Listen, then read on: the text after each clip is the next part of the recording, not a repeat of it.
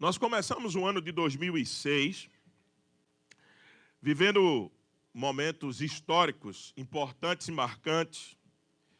Instabilidade nos cerca, medo nos afronta, guerras, invasões territoriais, deslocamento forçado de povos, povos em crise, crise migratória, insegurança econômica, social, fazem com que milhões e milhões de pessoas se perguntem diariamente: onde está Deus?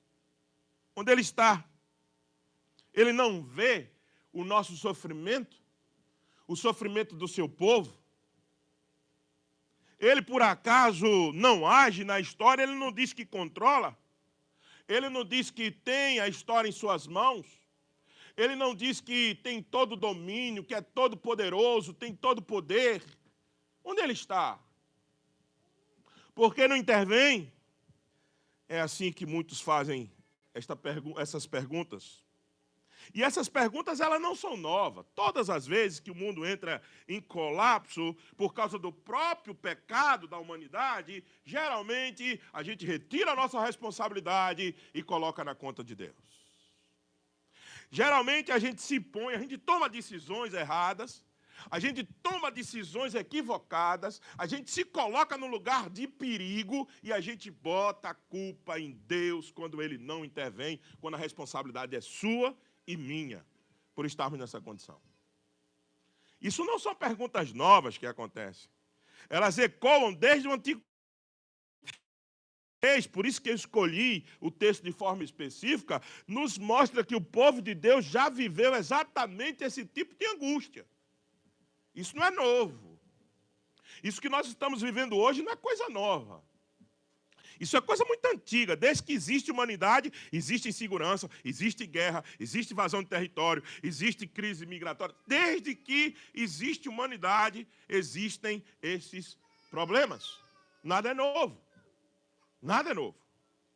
Israel estava oprimido, no capítulo 3 de Êxodo, vulnerável, sem poder político, vivendo como um estrangeiro em terra alheia. Tá certo?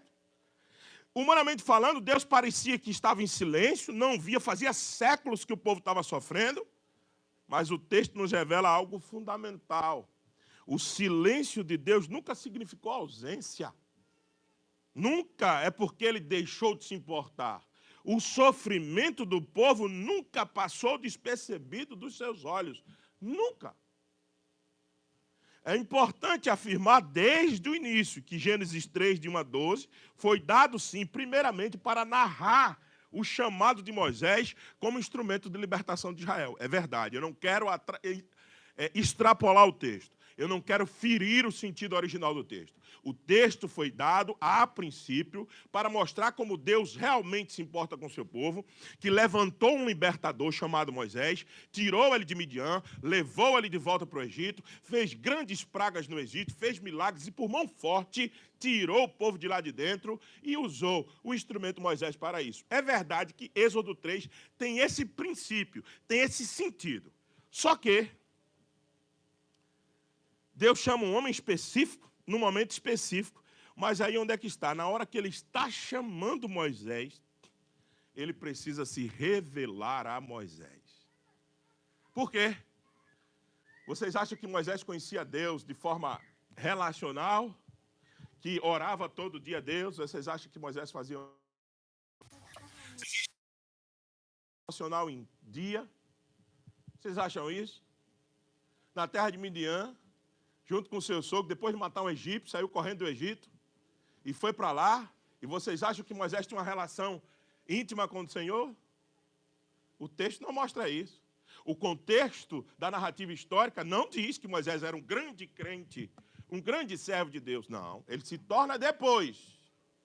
Depois de todos esses episódios, ele se torna o grande Moisés. Um que tinha o ofício de profeta, sacerdote e rei. Um que apontava para Cristo, um grande profeta que até hoje ninguém sabe onde foi enterrado, para que não houvesse, talvez, peregrinações, caravanas. Até hoje, é o nome mais forte na cultura judaica. Ele se torna tudo isso depois. Mas aqui, na chamada de Deus à vida dele, não, aqui não. Aqui Deus precisa se revelar a Moisés. Aqui Deus precisa mostrar quem ele é para Moisés. Tanto é que Moisés diz, quem eu vou dizer quando eu chegar no Egito? Quem foi que me enviou? Lembre-se que no verso 14, 2 versos depois que a gente leu, que Deus diz, então vai dizer ao povo que eu sou o enviou. Então isso mostra que Moisés não tinha um relacionamento íntimo com o Senhor. Isso mostra que às vezes Deus vai nos usar e Ele vai chamar primeiro e Ele precisa se revelar primeiro a nós, mostrar quem Ele é, para depois nos usar. Ele vai nos chamar, mas precisamos entender quem Ele é. Deus não chama Moisés no escuro. Deus chama Moisés à medida que se revela. Então eu gosto da passagem de Êxodo 3, não para extrapolar o texto ou para manipular o texto para que ele diga aquilo que a gente quer que ele diga. Não. Mas eu entendo que na hora que Moisés é chamado, Deus agora se revela de maneira especial a Moisés e se revela também ao povo, a nós que estamos lendo o texto. Assim, embora no texto não seja um tratado sistemático sobre os atributos de Deus, mas eu queria ver nesse texto os atributos de Deus, porque ele se revela. Por isso que o tema de hoje é o Deus que se revela. Êxodo 3, de 1 a 12. Deus quer se revelar a nós. Deus quer tirar o véu e mostrar quem Ele é a nós. Esse é o objetivo, talvez, que a gente ainda não entendeu nas nossas vidas.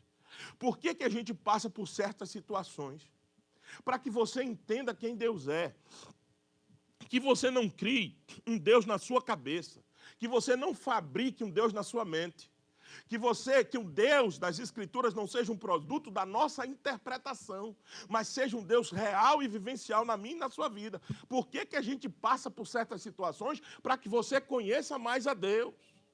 O resumo da nossa jornada aqui é conhecer o Senhor e torná-lo conhecido. Ao passo que eu entendo quem Ele é, eu evangelizo, eu prego. Uma igreja missional como Tampa quer ser, não pode não conhecer o seu Deus. Porque ela não vai ser, porque a intencionalidade na missão está justamente ligada à revelação, a quanto eu entendo quem Deus é. Sabe por que nosso serviço às vezes é pífio e fraco? Porque a gente não sabe nem quem Deus é direito. Eu tive um privilégio de trabalhar o Ser de Deus, 1 ano, na outra igreja que eu fui pastor durante 14, 15 anos. E eu tirei um ano inteiro, de pregações sobre o Ser de Deus. De estudo bíblico, era Ser de Deus. Quando acabou, muitos irmãos me procuraram dizendo assim, louvado seja Deus pela sua vida, pastor, que te mostrou que a igreja precisava saber primeiro quem Deus é. E eu não sabia. Disse muitas pessoas que vieram procurar. Então, sabe por que às vezes a nossa relação com o Senhor, ela é uma relação às vezes clientelista. Você pensa assim, Ele está lá, Ele é poderoso e eu sou filho dele. Então Ele tem que me abençoar. Então eu tenho que orar para Ele e Ele tem que vir me ajudar. Ele é o gênio da lâmpada. Eu esfrego, Ele aparece, eu faço 3 pedidos a Ele e Ele resolve. Tem gente que tem esse tipo de relação com Deus. Que acha que Deus vai se moldar ao seu mundinho e vai fazer só da maneira que Ele está esperando. Não, eu estou esperando. E ainda diz assim, olha, eu estou esperando o que Deus vai fazer. Eu estou esperando porque orei. Deixa eu dizer uma coisa para você. As perfeições que Deus vai se revelar aqui a Moisés e vai se revelar a nós, deveria fazer com que a gente, no final de tudo, fizesse como Jó. Eu apenas te conhecia de ouvir falar, mas agora meus olhos te veem. Eu tinha um conhecimento teórico. Jó tinha um conhecimento teórico acerca de Deus. Ele precisava ter um conhecimento prático. E no final, todo aquele sofrimento, aquelas causas na vida de Jó, foi para fazer com que ele entendesse melhor quem Deus é. Então, alguns atributos, eu não gosto muito dessa palavra, eu já disse aqui para vocês, algumas perfeições, eu gosto mesmo desse tipo de linguagem, do ser divino, de quem Deus é revelado agora nesse texto. Veja, essa distinção que a gente faz não divide Deus, mas nos ajuda a compreender melhor quem Deus é.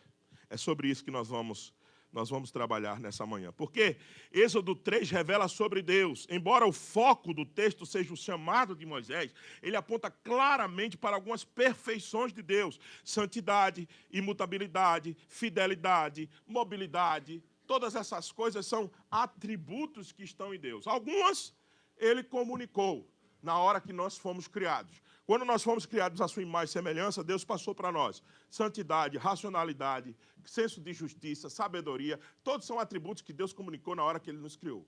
Mas tem alguns que pertencem somente ontologicamente, somente pertencem ao seu ser. Somente Ele tem. Por exemplo, imutabilidade. Quem aqui pode dizer que nunca mudou? Deus pode.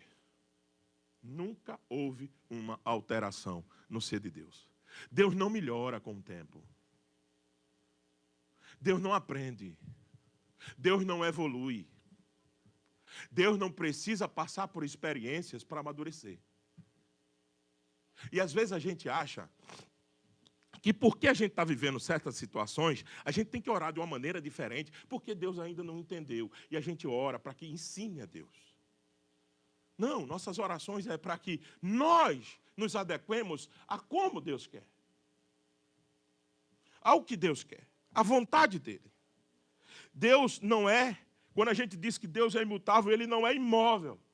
E ele não é também indiferente, ele age na história em favor do seu povo. Esses atributos, essas perfeições, não são apresentadas como conceito abstratos, como coisa só teológica, só argumentativa, não, mas com realidades vivas que sustentam a esperança do povo em tempo de opressão. Nos tempos que a gente vive, a melhor coisa que você tem que fazer é parar e voltar de novo a entender quem Deus é.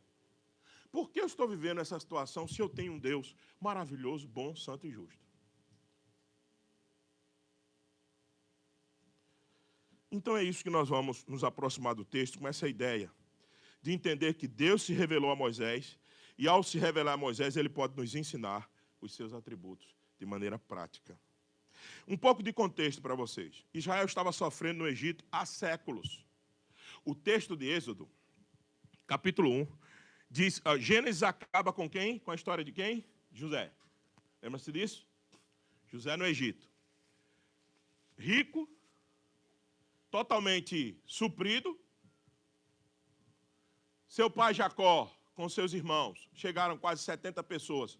Todos seguros, tranquilos, não passaram fome, não tiveram problema com seca, porque o Senhor usou José para suprir toda a necessidade do Egito e do mundo inteiro. José era um homem um administrador muito bom em termos de administração. E ele guardou 7 anos e ele tinha muita coisa, não só para o Egito. Era amigo de Faraó amava José. Só que o relato de Êxodo 1 diz assim, ao trocar, eu estou parafraseando o texto, ao trocar o Faraó, esse Faraó não tinha nenhum tipo de afeição à história de José. Quando se mudou o governo, o que é que acontece? Agora, o povo passa de bem-vindo no Egito a escravo. Agora, o povo não é mais a descendência do famoso José. Agora o povo é escravo. E ao se tornar escravo, o povo é oprimido, muitos impostos, muita carga pesada. E aí Israel começa a sofrer dentro do Egito. As promessas feitas a Abraão parecem distantes. Cadê aquela promessa que Deus tinha feito a Abraão em Gênesis 15? Quanto é distante a Gênesis 15 de Êxodo 3? Sabe quanto é que é distante? 430 anos, aproximadamente. Quanto dista a promessa que Deus fez para socorrer o povo? 430 anos, Senhor, não é muita coisa não. Moisés está no deserto, fora do centro do poder de Deus. Deus parece silencioso, o povo orando, clamando, Deus intervém. Cadê a promessa de Abraão? E 430 anos de silêncio. E nós, às vezes, não queremos orar por 40 dias. Nós, às vezes, não queremos esperar 4 dias. Nós, às vezes, não temos paciência de esperar 4 horas. Por quê? Porque a gente acha A gente supõe que Deus precisa se apressar para me ouvir. A gente supõe que Deus tem que acelerar. Tem que acelerar. A gente supõe que o tempo das nossas vidas, quem sabe somos nós. Então entenda, o que nós vamos ver hoje é a maneira como Deus trata o seu povo. O silêncio de Deus, já disse, não é ausência, é preparação para uma ação redentora por completo. Às vezes a gente quer acelerar o processo do casulo na largata dentro do casulo. A gente quer cortar o casulo para que de lá saia logo uma linda borboleta. E todas as vezes que a gente faz isso, que a gente quer acelerar o processo, as asas nossas não saem com tanta força. E a gente não pode dar voos maiores. Deus, quando está deixando a gente encapsulado dentro de um casulo, Ele está formando em nós o todo o processo, a microevolução, desenvolvendo tudo o que precisa ser desenvolvido em nós, para que quando a gente saia dali, a gente tenha mais força. A gente possa alcançar maiores voos. E não. E a gente quer acelerar o processo. Então é sobre isso que nós vamos ver nessa manhã. Portanto, vamos ao primeiro ponto do texto. Pensando que Deus se revela, o ponto 1 aí é a santidade de Deus. Veja como é que está o verso de 1 a 5, na sua Bíblia. Êxodo 3, de 1 a 5. Apacentava Moisés o rebanho de Jetro, seu sogro, sacerdote de Midian. Vocês sabem o que é Midian, não? É a terra que deu berço aos midianitas. Ela mesmo. Os midianitas foram um dos povos que mais guerrearam contra Israel, que mais lutaram contra o povo de Deus. Inclusive, de forma covarde. Israel tinha acabado de passar o mar, estava passando o mar, tinha acabado de se livrar de Faraó e estava enfraquecido, e eles se organizam para destruir Israel, no meio da caminhada do deserto ainda. Então, os midianitas, eles eram o povo que não tinha a presença do Senhor, apesar de ter uma relação com Ismael, apesar de serem lá, filho de Abraão, lá longe, mas eles se desviaram do caminho do Senhor, se tornaram um povo pagão. E onde é que está Moisés? Veja, Jetro, sogro de Moisés, reconhece apenas que Deus é maior do que os outros deuses, quando Moisés faz tudo aquilo lá, em Êxodo 18. Jetro chega e diz: Moisés, agora eu vejo que Deus é Senhor dos senhores. Ou seja, o sacerdote Midian Jetro, o sogro de Moisés, era um sacerdote de vários deuses. Ele servia a outros deuses. Apesar de ser um grande com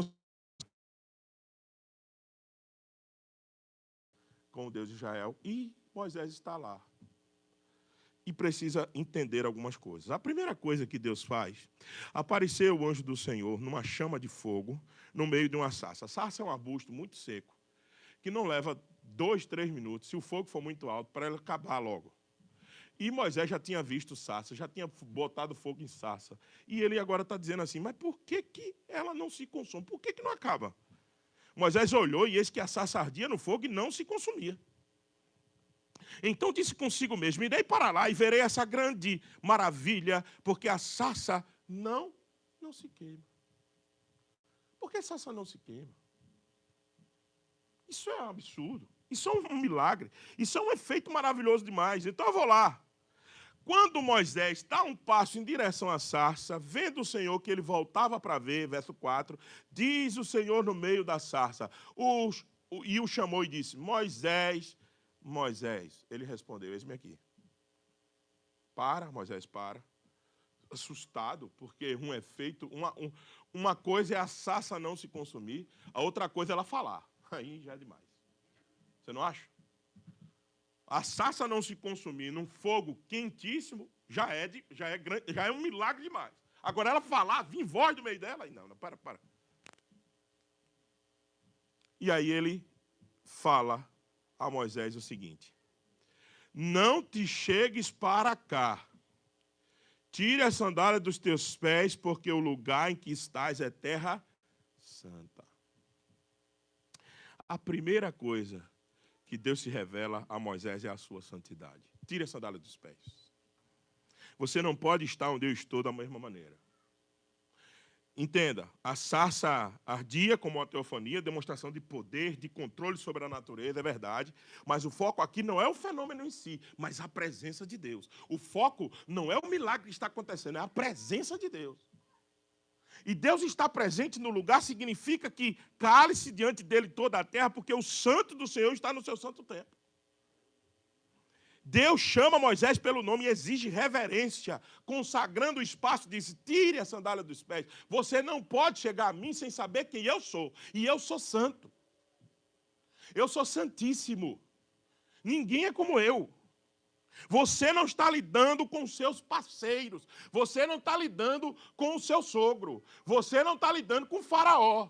Você está lidando com Deus, Criador dos céus e da terra. Então tire a sandália dos pés, se prepare, porque você vai ter uma conversa com Deus Santíssimo.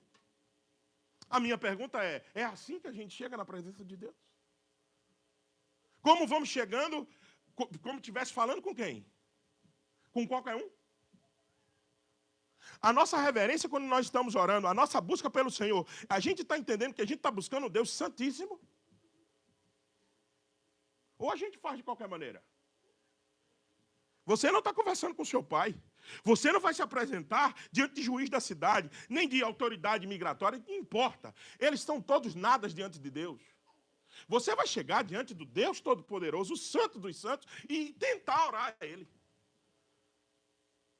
Mas você tem que entender que não é qualquer um.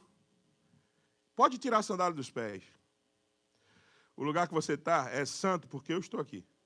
Essa é a ideia que Deus está querendo se revelar. Ele está se revelando santíssimo a Moisés. Deus decide se manifestar. Deus se revela mesmo em qualquer lugar. Veja, aquilo é um deserto. É o deserto de Midian. É um povo idólatra. Deus está no meio de um povo idólatra, no meio do deserto, se revelando a Moisés, dizendo, eu sou Deus santo. Aqui o texto revela de forma explícita a santidade, a alteridade, a autoridade divina, tudo isso está sendo mostrado agora aqui para Moisés. A ideia de que Moisés precisa entender que Deus é santíssimo, absolutamente distinto da criação e perfeito em seu ser. Moisés precisa entender isso. Quais são as aplicações para nós? Está aí. Deus nos chama como somos, mas a sua presença exige resposta santa. Esse negócio de você vir e ficar do jeito como está, não resolve. Nós precisamos tirar a sandália dos pés. Nós precisamos reconhecer quem Deus é. Nós precisamos, mesmo aqui, em terra estrangeira, mesmo no processo migratório, não importa onde estejamos. Midian também era estrangeira. Midian era outra terra, não era a terra do povo de Deus. Ok, não importa. É aqui que a gente tem que entender que Deus é santíssimo. É aqui que a gente tem que entender que Deus é santo e que governa todas as coisas. Precisamos aprender onde quer que estejamos, mesmo em um deserto, que os nossos sofrimentos, ali, muitas vezes, é no nosso sofrimento. É aqui onde a gente está, em qualquer lugar desse mundo, que Deus revela que Ele é santo. O que isso deveria mudar? Deveria mudar que nós, ao invés de estarmos preocupados se Deus vai intervir no nosso caso, nós deveríamos estar preocupados se nós estamos tirando a sandália dos pés quando estamos diante de sua presença santa. Isso é que deveria ser a nossa preocupação. Nossa preocupação não é se Deus vai nos guiar ou nos... E porque isso Ele vai fazer, isso é promessa dEle, Ele está conosco e ponto. Mas nós ficamos tão preocupados qual vai ser a intervenção da parte de Deus que esquecemos a sua santidade. Deus exige santidade do seu povo em qualquer lugar que ele esteja, meus irmãos. E lembre-se, os seus sofrimentos não anulam o fato de que você está lidando com Deus santo. Eu fico impressionado como crentes, como servos, que diz ser servo do Senhor, eles se autorizam a blasfemar, a reclamar, a murmurar, a se rebelar contra Deus, porque eles estão sofrendo. Porque eles estão sofrendo. Eles lidam como Deus fosse qualquer coisa, menos o Deus Santo. Eles não têm medo, absolutamente, de Deus, como um Deus santíssimo. Eles não entendem esse atributo da perfeição de santidade e falam com Deus de forma atravessada, exigindo resposta, condicionando. Se o Senhor não fizer assim, eu vou fazer o seguinte, eu vou orar, e se o Senhor não responder, já viu esse tipo de oração? Eu vou orar, e se o Senhor não responder a tal tempo, é porque não é da tua vontade. O que é que você fez? Você condicionou a forma que Deus tem que agir na sua vida. Quer ver outra coisa? Os nossos jejuns. Jejuns e orações nunca foram barganha. Jejum não é barganha com Deus. Jejum é a declaração de fome da presença do Senhor. De que eu quero mais estar com Deus. Que eu quero mais ter essa íntima relação com o Senhor. Aí o cara faz jejum para comprar casa própria. Ele faz jejum.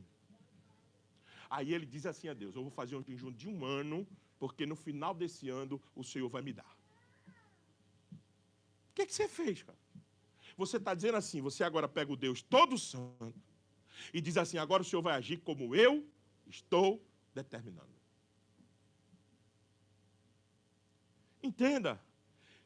E Deus está no seu santo templo, Eclesiastes 5:1, cale-se diante dele toda a terra. Cuidado quando vocês vierem oferecer seus votos, não fazeis sacrifício de tolo, Eclesiastes 5:7. Todas as vezes que o povo se apresenta diante de Deus, nós estamos nos apresentando diante do Senhor, nós temos que ter cuidado para não passar por tolo, para que Deus não possa rir quando você faz isso. Qual é o Salmo 2? Ri o Senhor de toda a tolice dos homens na terra. Porque é melhor que ele ria de nós, do que ele nos fuzile. É melhor. Deus é santo e parece que a gente está lidando com qualquer um. Não estamos, ele é santo. E ele não vai compactuar com nossos erros. Ah, mas ele é misericordioso, pastor. É misericordioso. Por isso que nós não fomos consumidos ainda.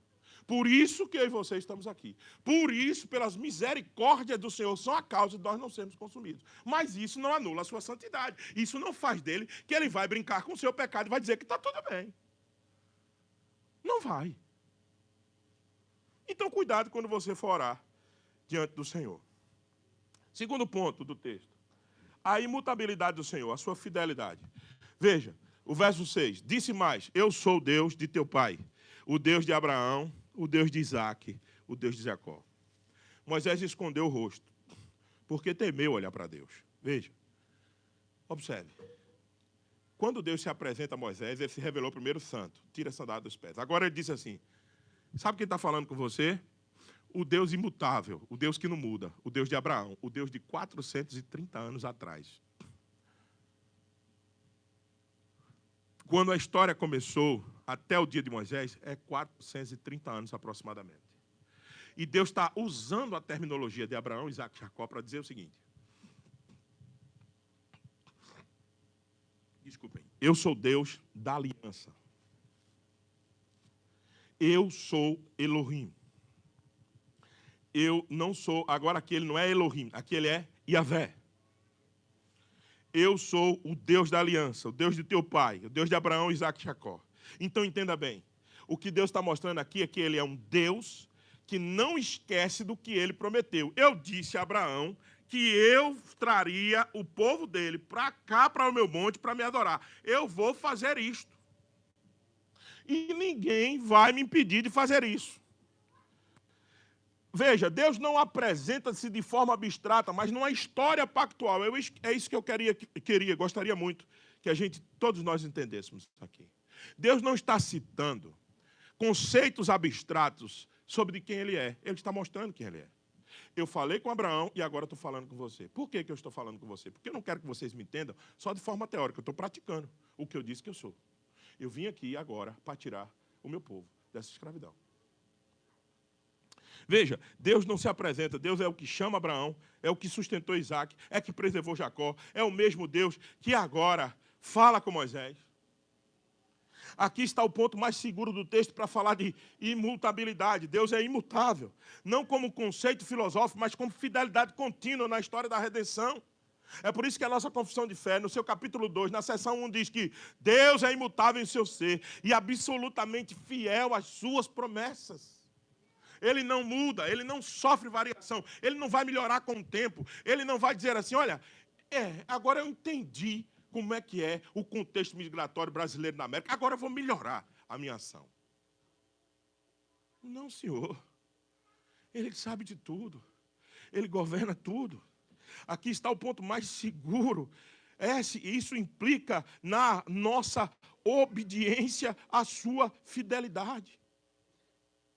Isso implica que nós precisamos entender que nós não vamos nos mover nem aqui e nem em lugar nenhum pela nossa capacidade, mas por aquilo que Deus é. A imutabilidade de Deus tem que gerar em nós uma segurança tal que a gente fique firme nele, não na nossa circunstância, não na nossa capacidade, nele. Nossa obediência repousa na fidelidade de Deus e não na nossa capacidade, meus irmãos. A igreja, hoje, serve ao mesmo Deus do passado. E isso deve nos manter seguros e em paz. Não cabe desespero. Não cabe angústia antecipada. Não cabe sofrer por antecedência. Não cabe. Presta atenção, se Deus é imutável, se Deus não muda, se Ele é o mesmo Deus de ontem, de hoje, de eternamente, a sua imutabilidade, se Ele é o Deus de Abraão, Isaac e Jacó, a sua imutabilidade é a segurança, é a causa da nossa segurança. Nós estamos seguros. Por quê? Porque o governo é A ou B? Não. Porque o governo é de direita ou de esquerda? Não. Já disse que a igreja tem que ter liberdade para bater nos dois lados. Sabe por que nós estamos seguros? É porque quem está conduzindo a história não muda.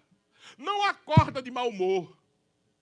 Não acorda chateado porque a bolsa foi para cima, foi para baixo, ou o dólar aumentou ou subiu. Deus não tem impacto das coisas desse mundo em seu ser. Presta atenção. Não há nada que aconteça aqui na nossa esfera humana que vai agora intervir no humor de Deus, e agora Ele vai te dar ou não te dar, porque Ele agora mudou o humor. Você precisa entender isso. Para que você não fique louco, entre em parafuso, desesperado, angustiado, morre antes. Deus está no mesmo lugar que esteve em 2025, e esteve no dia que você nasceu, que esteve no dia que você se converteu. Ele está no mesmo lugar. Nunca mudou. E não mudará. A igreja hoje precisa entender que guerras, rumores de guerras, situações A ou B, não podem definir a sua estabilidade. A nossa estabilidade está num Deus que é estável, que é imutável. Nossa estabilidade, ela existe porque nós estamos ancorados, repousados num Deus que não muda. Pode ser 430 anos, pode ser 1000. Ele continuará lembrando das suas promessas e cuidando do seu povo. Terceira verdade desse texto. É agora o fato de Deus ser imóvel, o fato de Deus não mudar, o fato de Deus ser fiel. E essa é uma demonstração que ele faz a Moisés, e por isso que ele chama Moisés. E Moisés entende, veja a reação de Moisés, no verso 6. Moisés escondeu o rosto porque temeu olhar para um Deus como esse. Moisés entendeu. Moisés entendeu quando ele falou de Abraão, Isaac e Jacó. Por quê? Porque essas histórias de Abraão, Isaac e Jacó, a mãe dele, Joquebede, já falava para ele. Lembre-se que Moisés é da tribo de Levi. Joquebede era da tribo de Levi. E ela e o seu pai e a sua mãe, ensinaram as grandes histórias de Abraão, de Isaac e Jacó. Apesar de não ter essa íntima relação, Moisés conhecia a história e sabia do que Deus estava dizendo quando ele abre a boca e diz: eu sou o Deus de Abraão, de Isaac e de Jacó. Deus se apresenta imutável. Agora, a terceira ideia aqui do texto está no verso 7 a 9. Olha aí na sua Bíblia. Disse ainda o Senhor, vá vendo o movimento do texto, vá observando os movimentos do texto. Certamente, o primeiro verbo que Deus faz é o quê? Vi a aflição do meu povo, que está no Egito. E depois ele faz o quê? Ouvi o seu clamor por causa dos seus exatores. Conheço. Depois ele faz o quê? Conheço o seu sofrimento. Por isso ele faz o quê? Desci, a fim de livrá-los da mão dos egípcios, para fazê-lo o quê? Subir daquela terra a uma terra boa e ampla, terra que mana leite e mel, o lugar do cananeu, do Eteu, do Amorreu, do Ferizeu, do Jebuseu, do Eveu e do Jebuseu. Pois o clamor dos filhos de Israel chegou até mim e também vejo, de novo, verbo ver, a opressão com que os egípcios estão oprimindo. Viu o movimento do texto? Deus não está parado. Deus é imutável, mas não é imóvel. Aí a gente quer falar de mobilidade de Deus. Deus se move pelo seu povo. Deus não é um Deus que está agora sentado no seu alto sublime trono, um monte de miríades celestiais cantando santo, santo, santo é o Deus Todo-Poderoso, Deus dos exércitos, e ele está lá recebendo adoração, sentado, estático e absolutamente nada fazendo em prol do seu povo. Não é esse o nosso Deus. Nosso Deus vê, o nosso Deus ouve, o nosso Deus se move, o nosso Deus desce, o nosso Deus vê o clamor do seu povo, o nosso Deus se importa, o nosso Deus não é indiferente. E tudo isso está sendo revelado a Moisés e está sendo revelado a nós. Entenda. Aqui o texto entra em pleno movimento redentivo. Os verbos usados aqui por Deus são fortes e progressivos. Vi, ouvi, conheço e desço. Vi, ouvi, conheço e desço. Isso é um movimento de Deus. Deus está se movendo em torno do seu povo.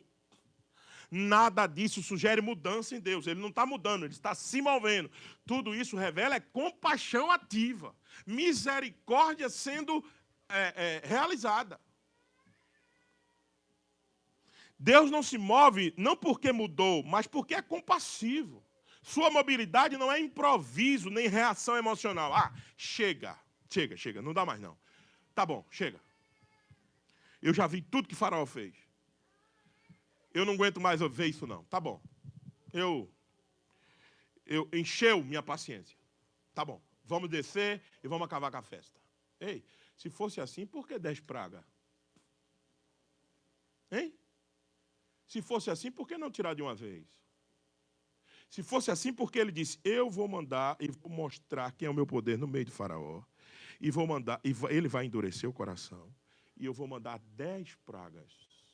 Se isso fosse uma reação emocional do Senhor, Deus não tinha feito da maneira que fez. O Deus que prometeu a libertação entra na história, move as circunstâncias, cumpre a sua palavra. Porque o Deus imutável em seu ser se move para socorrer o seu povo. Deus não está estático, morto, inerte, não. Ele, nesse exato momento, sabe de todos os seus sofrimentos. Tenha certeza que Deus não somente vê o seu povo, mas se move para salvá-lo. E nós precisamos descansar nisso. Para os que estão sofrendo nesse momento, o sofrimento do povo de Deus nunca é ignorado, saiba disso. Deus vê, Deus ouve, Deus conhece e age no tempo, mesmo depois de 430 anos. Pode ser muito tempo para nós, mas sempre existe um porquê, mas sempre existe um para quê ele não fez antes. Ele não fez antes, sempre existe um propósito. Aos que sofrem, lembrem-se, os nossos leves e momentâneos sofrimentos não podem ser comparados com a glória que nos espera no porvir. Aos que esperam, a demora não nega a compaixão divina. A demora na resposta divina não é porque Deus esqueceu de ser misericordioso ou compassivo. Ao que espera, lembre-se, ele está se revelando, porque ele não quer uma relação com você, que você não saiba quem ele é, e ele não vai te responder enquanto você não aprender aquela lição que ele quer lhe ensinar. Então sente, se aquiete, saiba que Ele é Deus. Sente e espere. Coloque a mão na boca para não falar besteira. E beije o cetro do governo soberano, do Rei eterno, sobre sua vida. Porque nós não sabemos nem o que nos espera no dia da manhã, como é que a gente agora pode querer ensinar ao Deus eterno, que não está sujeito nem a tempo, nem a espaço, um Deus que está acima do tempo e do espaço, como é que você quer ensinar a Ele, como é que Ele tem que fazer na sua vida? Como é que eu tenho a pretensão de dizer assim, Senhor, não é assim, o Senhor está demais, está demorando muito. Ao que espera, lembre-se, a espera é quem moldará o nosso caráter ao caráter de Jesus. Para a vida de oração, esse ponto é uma grande mudança. A oração não muda Deus, mas nos alinha com Deus que já decidiu agir no tempo dele. Você ora para quê? Você ora para que Deus responda? Que acelere? Que lhe dê logo? Ok. Mas talvez você devia orar para que Ele molde o seu coração a se submeter aos tempos dele na sua vida. Cuidado, muito cuidado. Você não está lidando com um Deus que não sabe com o que está fazendo. Cuidado, muito cuidado. Ele está agora, nesse momento, agindo na sua vida da maneira que você precisa. A última lição desse texto é que Deus envia seus servos e vai com eles até o fim. Veja o verso 10 ao 12 para irmos para o último ponto da exposição de hoje. Vem agora, e eu te enviarei a Faraó, para que tires o meu povo, os filhos de Israel do Egito. Então disse Moisés a Deus, quem sou eu? Veja como é que Moisés se refere a Deus.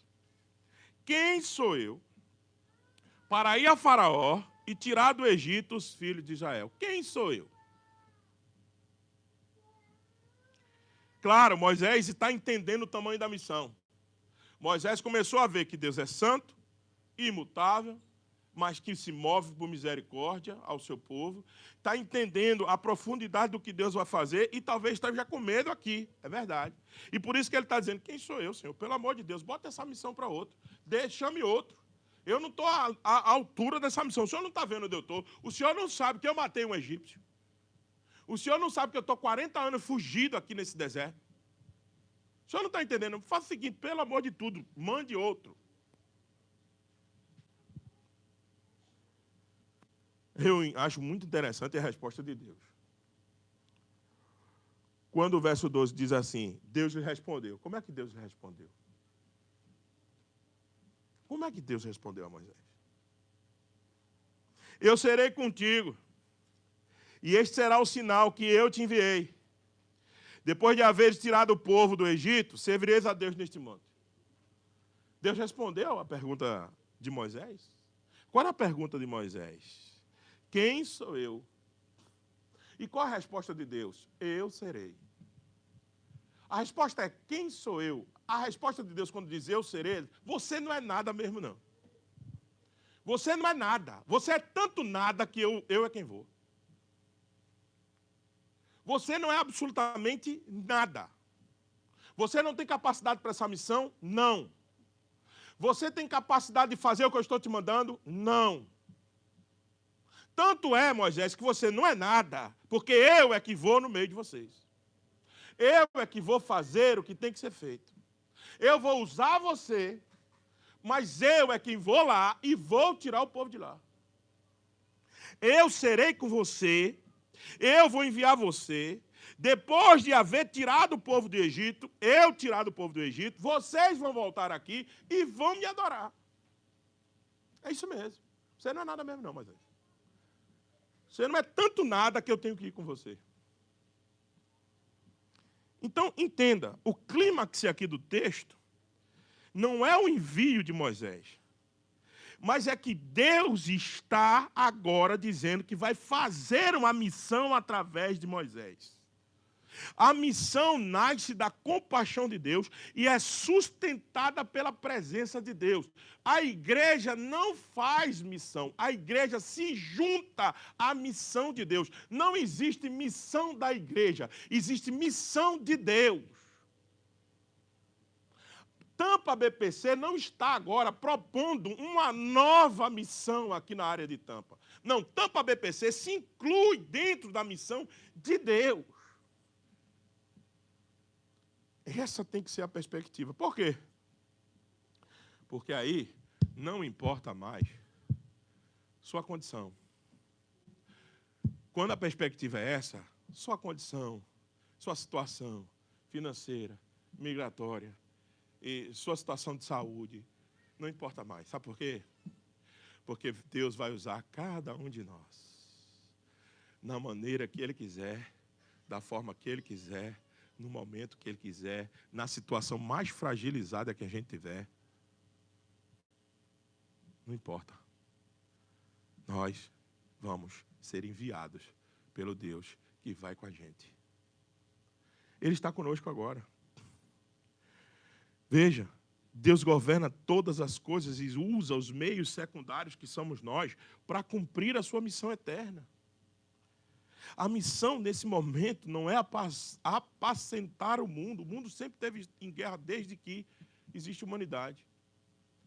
A missão agora não é mudar a estratégia da igreja, porque agora a gente está vivendo um período desgastante, turbulento, emocionalmente difícil, famílias sofrendo, e a gente se compadece com isso, a gente ora por isso, a gente tenta se fazer presente nesse momento.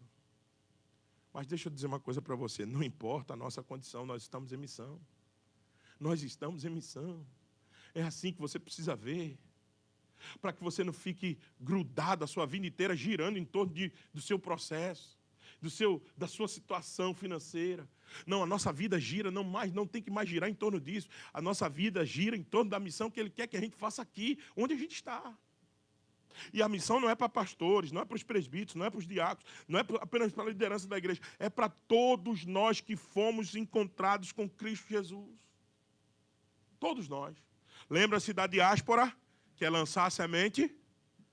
Ele fez a diáspora lá de Atos, que a gente estava trabalhando isso, ele fez a diáspora, você é uma semente que foi lançada no mundo para poder dar frutos, para poder frutificar. Eu queria encerrar lembrando que os nossos sofrimentos de agora, estão sendo espalhados por toda a cristandade no mundo. Eu gosto da palavra de Pedro. Pedro diz assim, sofrimentos iguais aos vossos estão espalhados por toda a cristandade no mundo. Isso é o apóstolo Pedro dizendo. Veja, há 2000 anos o apóstolo Pedro disse isso. Então, às vezes a gente acha que o momento histórico que a gente está vivendo é diferente de todos os outros. Ninguém passou o sofrimento que eu estou passando. Ninguém viveu isso. Deixa eu dizer uma coisa para vocês. A história dos huguenotes. A França, depois da Reforma Protestante, eclodiu em guerra religiosa. 1598, mais ou menos, sai o Édito de Nantes. O édito, ou edito, como alguns dizem, de Nantes, é simplesmente uma tentativa do rei Henrique IV de acabar com a guerra na França. Mas só que em 1658, aproximadamente, 68, não deu certo. Eclodiu de novo uma guerra religiosa dentro da França. E os crentes franceses, eles eram apelidados de huguenotes. E esses crentes franceses tiveram uma perseguição tão grande, tão ferrenha, que eles tiveram que se espalhar pelo mundo. Foram para a Holanda, foram para a França, foram para a Inglaterra. França não, saíram da França, né? Holanda, Inglaterra. Chegaram até o Brasil. A Confissão de Fé da Guanabara é feita por huguenotes, de 1555. Espalhada pela perseguição. Agora que eu fico pensando comigo é que onde esses homens chegaram, eles fundaram igrejas, participaram da missão, socorreram o pobre, o necessitado e a viúva. Onde esses homens estavam, eles sempre pregaram o evangelho. Eu fico pensando que eles fundaram a igreja e eles não eram apenas, não só foi aqui só pastores, não só foi aqui líderes, crentes comuns. O que isso serve de lição para nós é que, vez por outra, tempos em tempos, há uma perseguição à igreja. Mas é uma perseguição com um propósito de espalhar cada vez mais o evangelho. Então nós temos que perceber que os nossos sofrimentos não é para que a gente pare, é para que a gente testemunhe. Não é para que a gente diga assim, vou organizar primeiro a minha situação, depois eu vou pensar na igreja. Meus irmãos, quando é que a gente vai descobrir que a missão é que nos salva desse mundo tedioso, sem sentido e chato que a gente vive muitas vezes? Tire a sua relação com Deus, tire a missão da igreja e o que é que sobra desse mundo? Repetição, mesmice, briga de egos, orgulhos, vaidade, cada um querendo ser melhor do que o outro. Agora, você vai para dentro da missão, a perspectiva da sua vida muda. Você estando em missão, você muda completamente o sentido da sua existência. Aí eu começo a entender por que eu estou aqui. Então entenda, para tudo isso nós precisamos de Cristo. Para nos achegar na presença de Deus, porque Ele é santo, nós precisamos acreditar no Senhor Jesus. Porque Ele é santo. Para andar com Ele, precisamos de Cristo, que Ele não vai estar conosco se os nossos pecados não estiverem cobertos pelo sangue de Jesus. Para cumprirmos a missão dele, precisamos de Cristo, precisamos estar unidos a Cristo, precisamos relacionar-se com Cristo para cumprir a missão. Então esse texto não exclui Cristo, coloca Cristo no centro. Se eu preciso tirar a sandália dos pés, porque a terra é santa, Cristo fez isso por mim. Se eu preciso confiar na imutabilidade, Cristo é a demonstração plena de que Deus se move. Cristo é a demonstração plena que Deus se moveu. Ele apenas não ouviu lá em Israel. Ele apenas não viu. Ele veio, ele se encarnou. Deus se importa tanto que se encarnou para vir nos ajudar. Cristo é o elemento central desse texto, como é o elemento central de todas as passagens das Escrituras. Quem vai conosco é o Espírito Santo de Cristo. É Ele que está conosco. Então, portanto, meus irmãos, nunca esqueça disso. Quer melhorar a sua vida de santidade, quer melhorar o seu relacionamento, precisamos estar em Cristo Jesus. Êxodo 3, de 1 a 12, nos ensina que Deus é santo em sua presença, fiel na sua aliança, compassível em seu coração, move para nos salvar e gracioso com os seus servos. Porque Ele é fiel, nós podemos descansar em tempos de crise. Qual a crise que Ele não pode controlar? Essa que nós estamos vivendo? Muito pouco para Ele. Ele pode fazer infinitamente mais do que pensamos. Agora, eu não queria pedir, a minha última fala é pedir para que a gente não fique olhando para as coisas que nós estamos ao nosso redor. Eu não estou chamando você para ser um alienado. Não, eu estou chamando você para se colocar-se no foco correto. Ouça as reportagens, tenha a sua visão crítica das coisas, aprenda. Eu faço tudo isso. Mas todas as vezes que o desespero quer chegar, eu paro e olho para o lugar certo. Quem está controlando isso? Quem está acima de tudo isso? Quando a angústia quer tomar conta de mim, quando a angústia quer se apoderar, quando eu quero tomar decisões precipitadas, porque eu também eu quero. Todo sapato que está apertando, a gente quer tirar do pé e lançar fora. Todo caminho que é difícil, a gente não quer percorrer. Todo caminho que é doloroso, a gente quer evitar. Tudo aquilo que nos angustia, a gente quer se afastar. Mas antes de tomar qualquer tipo de decisão, pare, reflita e entenda quem é que está no controle. E se Ele mandar que você se mova, como Ele fez com Moisés, mova-se. Mova-se. E não importa o lugar que Ele está dizendo para ir, Ele estará com você. Agora também, se Ele não mandar, não se mova. Não se engane. porque aí será desobediência. E aí você poderá ir só. E esse é o pior cenário para a sua vida.